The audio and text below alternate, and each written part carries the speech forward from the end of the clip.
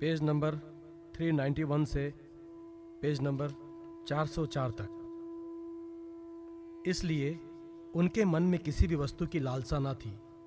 इंद्रिय, प्राण, शरीर और मन उनके वश में था। उनके चित्त में कभी किसी प्रकार की कामना नहीं उठती थी। जन्म से असुर होने पर भी उनमें असुरी संपत्ति का लेश भी नहीं था।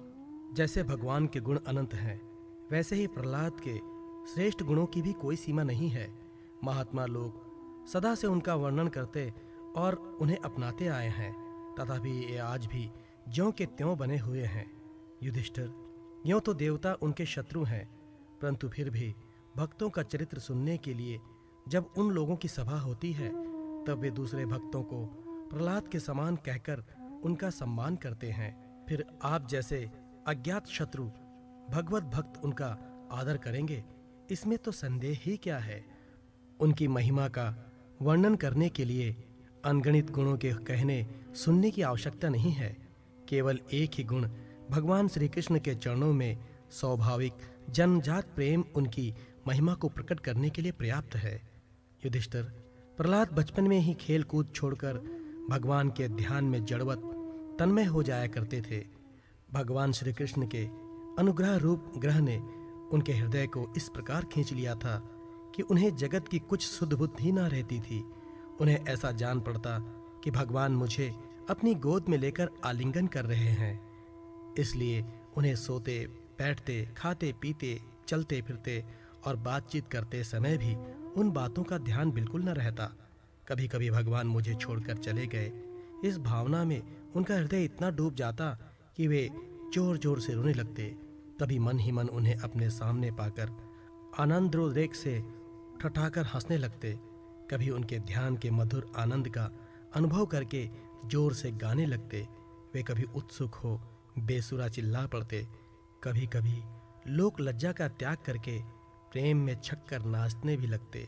कभी कभी उनकी लीला के चिंतन में इतने तल्लीन हो जाते कि उन्हें अपनी याद ही ना रहती, उन्हीं का अनुकरण करने लगते। कभी कभी भीतर ही भीतर भगवान का कोमल संस्पर्श अनुभव करके आनंद में मग्न हो जाते और चुपचाप शांत होकर बैठ रहते। उस समय उनका रोम रोम पुलकित हो उठता और खुले नेत्र अविचल प्रेम और आनंद के आंसुओं से भरे रहते। भगवान श्री कृष्ण के चरण कमलों की ये भक्ति अकिंचन भगवत प्रेमी महात्माओं के संगत से ही प्राप्त होती है। इसके द्वारा वे स्वयं तो परमानंद में मग्न रहते ही थे। जिन बेचारों का मन कुसंग के कारण अत्यंत दीनहीन हो रहा था, उन्हें भी बार बार शांति प्रदान करते थे। युधिष्ठिर, प्रहलाद भगवान के परम प्रेमी भक्त, परम भाग्यवान और ऊंची कोटि के महात्मा थे। हिरण्यकश्यपु ऐसे साधु पुत्र को भी अपराधी बतलाकर उनका अनिष्ट करने की चेष्टा करने लगा।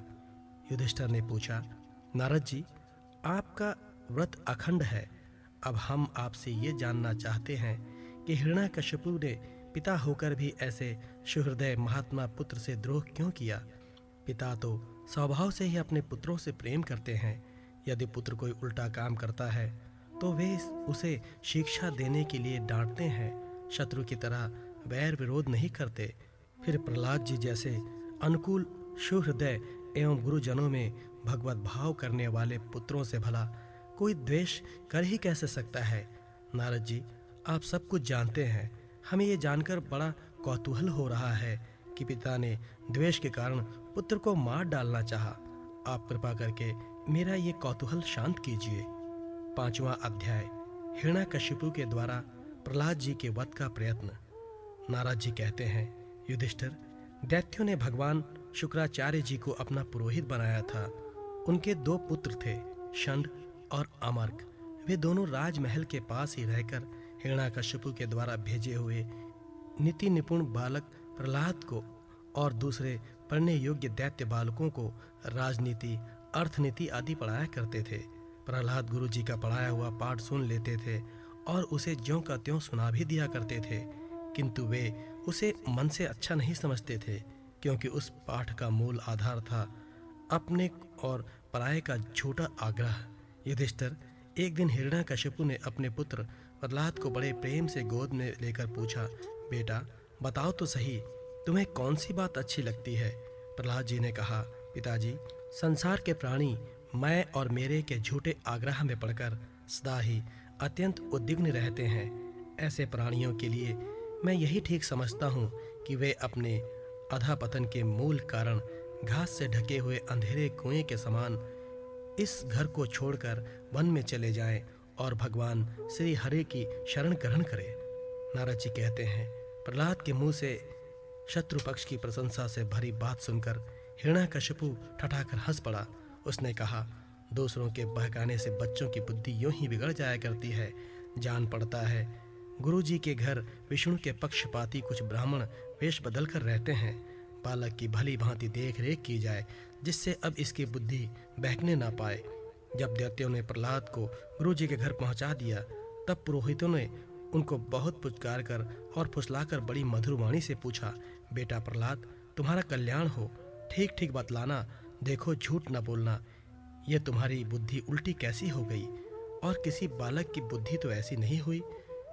कुल नंदन प्रहलाद, बताओ तो बेटा, हम तुम्हारे गुरुजन ये जानना चाहते हैं कि तुम्हारी बुद्धि स्वयं ऐसी हो गई या किसी ने सचमुच तुमको बहका दिया है।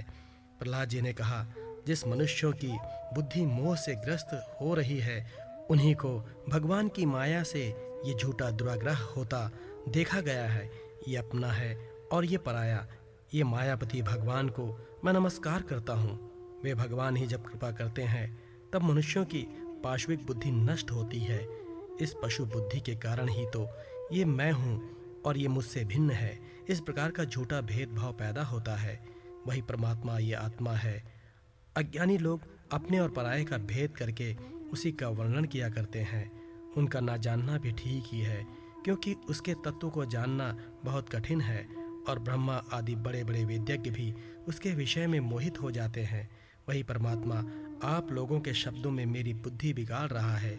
गुरुजी, जैसे चुंबक के पास लोहा स्वयं खींचा आता है, वैसे ही चक्रपाणी भगवान की स्वच्छंद इच्छा शक्ति से मेरा भी चित्त संसार से अलग होकर उनकी ओर बरबस खींचा जाता है। नारद जी कहते हैं, परम ज्ञानी प्रहलाद अपने गुरुजी से इतना कहकर चुप हो गए।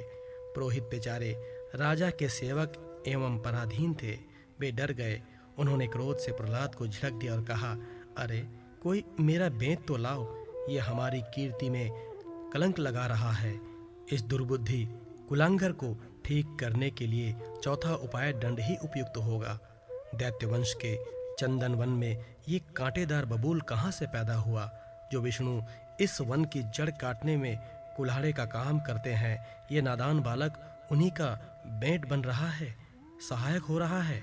इस प्रकार गुरुजी ने तरह तरह से डांट डपट कर प्रहलाद को धमकाया और अर्थ, धर्म एवं काम संबंधी शिक्षा दी। कुछ समय के बाद जब गुरुजी ने देखा कि प्रहलाद के साम दाम भेद और दंड के संबंध की सारी बातें जान ली हैं, तब वे उन्हें उनकी माँ के पास ले गए। माता ने बड़े लाड़ प्यार से उन्हें नहला धुलाकर अच्छी तरह गहने कपड़ों से सजा दिया। इसके बाद वे उन्हें हिरण्यकशिपु के पास ले गए। प्रहलाद अपने पिता के चरणों में लौट गए। हिरण्यकशिपु ने उन्हें आशीर्वाद दिया और दोनों हाथों से उठाकर बहुत देर तक गले से लगाए रखा। उस समय दैत्यराज का हृदय आनंद से भर रहा था। युधिष्ठिर, हिरण्यकशिपु ने प्रसन्न मुख प्रहलाद को अपनी गोद में बैठाकर उनका सिर सूंघा। उनके नेत्रों से प्रेम के आंसू गिर गिर कर प्रहलाद के शरीर को भिगाने लगे। उसने अपने पुत्र से पूछा। हिरण्यकशिपु ने कहा, चिरंजीव बेटा प्रहलाद, इतने दिनों में तुमने गुरु जी से जो शिक्षा प्राप्त की है, उसमें से कोई अच्छी सी बात हमें सुनाओ। प्रहलाद जी ने कहा, पिताजी, विष्णु भगवान की भक्ति के 9 भेद हैं। भगवान के गुण, लीला, नाम आदि का श्रवण, उनका कीर्तन, उनके रूप नाम आदि का स्मरण, उनके चरणों की सेवा, पूजा अर्चा, वंदन, दास्य, सख्य और आत्मनिवेदन, यदि भगवान के प्रति समर्पण के भाव से ये 9 प्रकार की भक्ति की जाए तो मैं उसी को उत्तम अध्ययन समझता हूँ। प्रहलाद की बात सुनते ही क्रोध के मारे हिरण्यकशिपु के होंठ फड़फड़ाने लगे। उसने गुरुपुत्र से कहा, रे नीच ब्राह्मण, ये तेरी कैसी करतूत है? दुर्बुद्धि, तूने मेरी कुछ भी परवाह न की और इस बच्चे को कैसे निस्सार शिक्षा दे दी। अवश्य ही तू हमारे शत्रुओं के आश्रित है। संसार में ऐसे दुष्टों की कमी नहीं जो मित्र का बाना धारण कर छिपे छिपे शत्रु का काम करते हैं, परंतु उनकी कलाई ठीक वैसे ही खुल जाती है जैसे छिपकर पाप करने वालों का पाप समय पर रोग के रूप में प्रकट होकर उनकी पोल खोल देता है। गुरुपुत्र ने कहा, इंद्र शत्रु, आपका पुत्र जो कुछ कह रहा है वो मेरे या और किसी के बहकाने से नहीं कह रहा है। राजन, ये तो इसकी जन्मजात स्वाभाविक बुद्धि है। आप क्रोध शांत कीजिए, व्यर्थ में हमें दोष न लगाइए। नारद जी कहते हैं, युधिष्ठिर, जब गुरुजी ने ऐसा उत्तर दिया तब हिरण्याकश्यपु ने फिर प्रहलाद से पूछा, क्यों रे, यदि तुझे ऐसी अहित करने वाली खोटी बुद्धि गुरुमुख से नहीं मिली तो बता कहाँ से प्राप्त हुई। प्रहलाद जी ने कहा, पिताजी, संसार के लोग तो पिसे हुए को पीस रहे हैं, चबाए हुए को चबा रहे हैं। उनकी इंद्रियां वश में न होने के कारण वे भोगे हुए विषयों को ही फिर भोगने के लिए संसार रूप घोर नरक की ओर जा रहे हैं। ऐसे गृहस्थ पुरुषों की बुद्धि अपने आप किसी के सिखाने से अथवा अपने ही जैसे लोगों के संग से भगवान श्री कृष्ण में नहीं लगती। जो इंद्रियों से दिखने वाले बाह्य विषयों को परम इष्ट समझकर मूर्खतावश अंधों के पीछे अंधों की तरह गड्ढे में गिरने के लिए चले जा रहे हैं और वेदवाणी रूप रस्सी के काम्य कर्मों के दीर्घ बंधन में बंधे हुए हैं, उनको ये बात मालूम नहीं कि हमारे स्वार्थ और परमार्थ भगवान विष्णु ही है। उन्हीं की प्राप्ति से हमें सब पुरुषार्थों की प्राप्ति हो सकती है। जिनकी बुद्धि भगवान के चरण कमलों का स्पर्श कर लेती है, उनके जन्म मृत्यु रूप अनर्थ का सर्वथा नाश हो जाता है। परंतु जो लोग अकिंचन भगवत प्रेमी महात्माओं के चरणों की धूल में स्नान नहीं कर लेते, उनकी बुद्धि काम्य कर्मों का पूर्ण सेवन करने पर भी भगवत चरणों का स्पर्श नहीं कर सकती। प्रहलाद जी इतना कहकर चुप हो गए। हिरण्याकश्यपु ने क्रोध के मारे अंधा होकर उन्हें अपनी गोद से उठाकर भूमि पर पटक दिया। प्रहलाद की बातों को वो सह न सका। रोष के मारे उसके नेत्र लाल हो गए। वो कहने लगा, दैत्यों, इसे यहाँ से बाहर ले जाओ और तुरंत मार डालो। ये मार ही डालने योग्य है। देखो तो सही, जिसने इसके चाचा को मार डाला अपने सुहृद स्वजनों को छोड़कर ये नीच दास के समान उसी विष्णु के चरणों की पूजा करता है। हो ना हो इसके रूप में मेरे भाई को मारने वाला विष्णु ही आ गया है। अब ये विश्वास की योग्य नहीं है। 5 वर्ष की अवस्था में ही जिसने अपने माता पिता के दुस्तज वात्सल स्नेह को भुला दिया, वो कृतघ्न भला विष्णु का ही क्या हित करेगा। कोई दूसरा भी यदि औसत के समान भलाई करे तो वो एक प्रकार से पुत्र ही है, पर यदि अपना पुत्र भी अहित करने लगे तो रोगों के समान वो शत्रु है। अपने शरीर के किसी अंग से सारे शरीर को हानि होती है तो उसको काट डालना चाहिए, क्योंकि उसे काट देने से शेष शरीर सुख से जी सकता है। ये स्वजन का बाना पहनकर मेरा कोई शत्रु ही आया है। जैसे योगी की भोग लोलुप इंद्रियां उसका अनिष्ट करती हैं, वैसे ही ये मेरा अहित करने वाला है। इसलिए खाने, सोने, बैठने आदि समय किसी भी उपाय से इसे मार डालो। जब हिरण्याकश्यपु ने दैत्यों को इस प्रकार आज्ञा दी, तब तीखी दाढ़, विकराल वदन, लाल लाल दाढ़ी मूछ एवं केशों वाले दैत्य हाथों में त्रिशूल लेकर मारो काटो इस प्रकार बड़े जोर से चिल्लाने लगे। प्रहलाद चुपचाप बैठे हुए थे और दैत्य उनके सभी मर्म स्थानों में शूल से घाव कर रहे थे। उस समय प्रहलाद जी का चित्त उन परमात्मा में लगा हुआ था जो मन वाणी के अगोचर, सर्वात्मा, समस्त शक्तियों के आधार एवं परब्रह्म है। इसलिए उनके सारे प्रहार ठीक वैसे ही निष्फल हो गए जैसे भाग्यहीनों के बड़े बड़े उद्योग धंधे व्यर्थ होते हैं। युधिष्ठिर, जब शूलों की मार से प्रहलाद के शरीर पर कोई असर न हुआ, तब हिरण्याकश्यप को बड़ी शंका हुई। अब वो प्रहलाद को मार डालने के लिए बड़े बड़े हठ से भांति भांति के उपाय करने लगा। उसने उन्हें बड़े बड़े मतवाले हाथियों से कुचलवाया, विषधर सांपों से डसवाया, पुरोहितों से कृत्य राक्षसी उत्पन्न कराई, पहाड़ की चोटी से नीचे डलवा दिया, शंबासुर से अनेकों प्रकार की माया का प्रयोग करवाया, अंधेरी कोठरियों में बंद करा दिया, विष पिलाया और खाना बंद कर दिया, बर्फीली जगह दहकती हुई आग और समुद्र में बारी बारी से डलवाया, आंधी में छोड़ दिया तथा पर्वतों के नीचे दबा दिया, परंतु इनमें से किसी भी उपाय से वो अपने पुत्र निष्पाप प्रहलाद का बाल विवाह का न कर सका। अपनी विवशता देखकर हिरण्याकश्यपु को बड़ी चिंता हुई। उसे प्रहलाद को मारने के लिए और कोई उपाय नहीं सूझ पड़ा। वो सोचने लगा, इसे मैंने बहुत कुछ बुरा भला कहा, मार डालने के बहुत से उपाय किए, परंतु ये मेरे द्रोह और दुर्व्यवहारों से बिना किसी की सहायता से अपने प्रभाव से ही बचता गया। वो बालक होने पर भी समझदार है और मेरे पास ही निशंक भाव से रहता है। हो ना हो इसमें कुछ सामर्थ्य अवश्य है। जैसे सुनाशेप अपने पिता की करतूतों से उसका विरोधी हो गया था, वैसे ही ये भी मेरे किए उपकारों को ना भूलेगा। ना तो ये किसी से डरता है और ना इसकी मृत्यु ही होती है। इसकी शक्ति की था नहीं है, अवश्य ही इसके विरोध से मेरी मृत्यु होगी। संभव है ना भी हो। इस प्रकार सोच विचार करते करते उसका चेहरा कुछ उतर गया। शुक्राचार्य पुत्र षंड और अमर्क ने जब देखा कि हिरण्याकशिपु तो मुंह लटकाकर बैठा हुआ है, तब उन्होंने एकांत में जाकर उससे ये बात कही, स्वामी, आपने अकेले ही तीनों लोकों पर विजय प्राप्त कर ली। आपके भौहें टेढ़ी करने पर ही सारे लोकपाल कांप उठते हैं। हमारे देखने में तो आपके लिए चिंता की कोई बात नहीं है। भला बच्चों के खिलवाड़ में भी भलाई बुराई सोचने की कोई बात है? जब तक हमारे पिता शुक्राचार्य जी नहीं आ जाते तब तक ये डरकर कहीं भाग न जाए, इसलिए इसे वरुण के पाशों से बांध रखिए। प्राय ऐसा होता है कि अवस्था की वृद्धि के साथ साथ और गुरुजनों की सेवा से बुद्धि सुधर जाया करती है। हिरण्याकशिपु ने अच्छा ठीक है कहकर गुरुपुत्रों की सलाह मान ली और कहा कि इसे उन धर्मांधों का उपदेश करना चाहिए जिनका पालन ग्रस्त नरपति किया करते हैं। युधिष्ठिर इसके बाद पुरोहित उन्हें लेकर पाठशाला में गए और क्रमशः धर्म, अर्थ और काम इन तीनों पुरुषार्थों की शिक्षा देने लगे।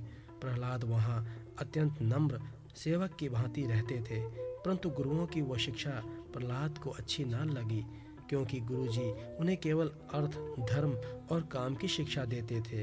ये शिक्षा केवल उन लोगों के लिए है जो राग, द्वेष और द्वंद्व और विषय भोगों में रस ले रहे हों। एक दिन गुरुजी गृहस्थी के काम से कहीं बाहर चले गए थे। छुट्टी मिल जाने के कारण समवयस्क बालकों ने प्रहलाद जी को खेलने के लिए पुकारा। प्रहलाद जी परम ज्ञानी थे। उनका प्रेम देखकर उन्होंने उन बालकों को ही बड़ी मधुर वाणी से पुकार कर अपने पास बुला लिया। उनसे उनके जन्म मरण की गाथा भी छिपी न थी। उन पर कृपा करके हंसते हुए से उन्हें उपदेश करने लगे। युधिष्ठिर वे सब अभी बालक ही थे, इसलिए राग द्वेष परायण विजय भोगी पुरुषों के उपदेशों से और चेष्टाओं से उनकी बुद्धि अभी दूषित नहीं हुई थी। इससे और प्रहलाद जी के प्रति आदर बुद्धि होने से उन सब ने अपनी खेल कूद की सामग्रियों को छोड़ दिया तथा प्रहलाद जी के पास जाकर उनके चारों ओर बैठ गए और उनके उपदेशों को मन लगाकर बड़े प्रेम से एकटक उनकी ओर देखने लगे। भगवान के परम प्रेमी भक्त प्रहलाद का हृदय उनके प्रति करुणा और मैत्री के भाव से भर गया तथा वे उनसे कहने लगे,